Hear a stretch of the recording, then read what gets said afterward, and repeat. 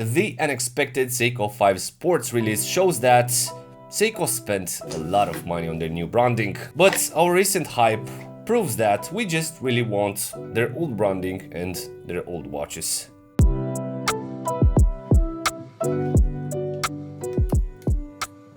The 5 Sports concept relies on 5 attributes: automatic movement, day-date display, waterproofness, resist crown at 4 o'clock with a durable case and bracelet. These are the characteristics which made the 5 Sports series a solid platform for years. The SBSA223 is an accurate reissue after the 1968 Seiko 5, which in Seiko's advert is mentioned as the first Seiko 5. But in reality, the first Seiko 5 was the Sportsmatic from 1962.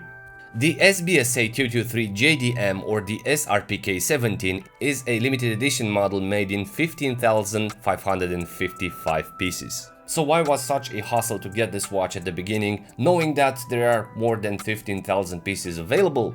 I will tell you, the battle was to get the Japanese version, the SBSA model, because this being made for the Japanese domestic market, it is limited at around 1000 pieces, and this version has the kanji date wheel unlike the SRPK17 normal version. And for this reason, the SBSA model is available on eBay for $700+. But pay attention, besides the kanji date wheel, it is exactly the same quality as the rest of the 14,555 units. So no point to pay double the price for this model. You'll see quality-wise why. The vintage Seiko 5 from 1968 was a standard model, so in terms of expectations, this is a reissue after a budget watch. This is good to know because Seiko did make this model with accuracy, so the result is a budget watch. I don't see a reason to pay more than retail for this model. It's interesting today how some brands decided to bring to luxury level ordinary watches or divers from their past. An example here being the Glassute original Spezimatic, which was an ordinary skin diver, transformed today into the uber luxury Seiko. Or a better example, the classic 62 Mas or the Wheeler divers, reissued in premium finishings for big bucks. What I find incredible about this release is that Seiko spent already millions in rebranding the 5 line, coming up with a refurbished design of the SKX007 as the main platform with that S logo, which people find it unbalanced. I personally call the line McDonald's or Pokemon Go for obvious reasons, because they released in 3 years this new 5 in over 200 versions of blingy colors and sizes. But the hype shown by the true passionate people from Seiko forums confirms that they love the 5 shielded logo and their iconic models from their pasts.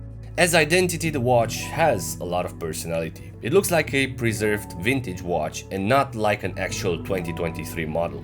And I find it super exciting to have the chance to wear and enjoy a worry-less vintage watch design. So props to Seiko for the accuracy level. This design brings a lot of inspiration from motorsports, this model being developed further on with specific markers in the shape of a checkered flag as a motif on the bezel, being named the Rally Diver. So we're talking about a specific 60s, 70s cushion design with an interesting bevel on top and on the bottom. This is actually an iconic case for the brand, which adds a lot of personality and reconnaissance. But surprisingly, as a profile, the watch has presence height-wise. I feel that the friction coinage bezel is pretty tall. It is good for grip, but adds a conic presence because the lugs are falling down towards the wrist. The specs are good. The watch measures 39.5mm in diameter with 43.5mm as lug tip to lug tip, so compact. 12.5mm in height, a bit tall proportions wise. Between the lugs we have 20mm, and the weight with the bracelet unsized has 140 grams. We have an aluminium bezel insert, hardlex domed crystal, 100 meters war resistance, inside hosting the usual automatic caliber 4R36, which enables, besides the date, the day as well. Hacking because we're in 2023, 24 joules and 41 hours power reserve. In terms of price, I'm unsure which is the official one, but I would wait the European version to appear in the local stores and grab it from there for retail.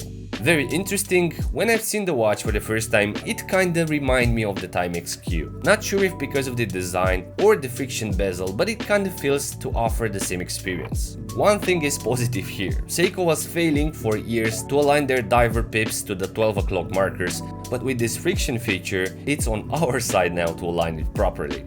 This is a pretty cool feature because the friction function is pretty tight and accurate.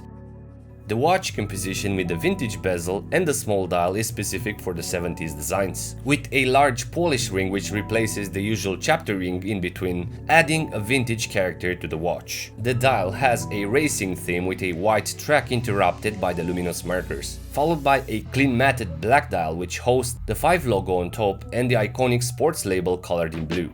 What is cool, the red seconds hand as well as the sports blue label matches the weekend days, Saturday and Sunday, which are colored in blue respectively in red.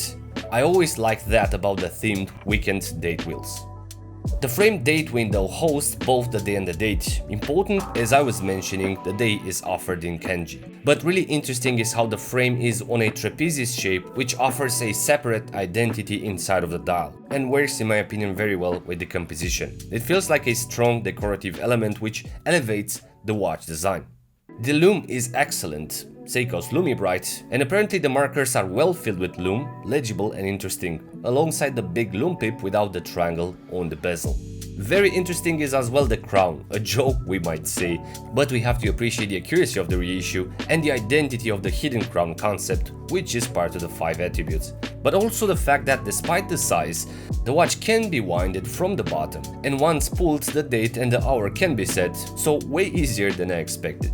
The caseback was recreated with accuracy, following the model from '68, but also the engraving quality. With the light spreading on the caseback, it looks okay, but if we angle the softbox, what is this engraving?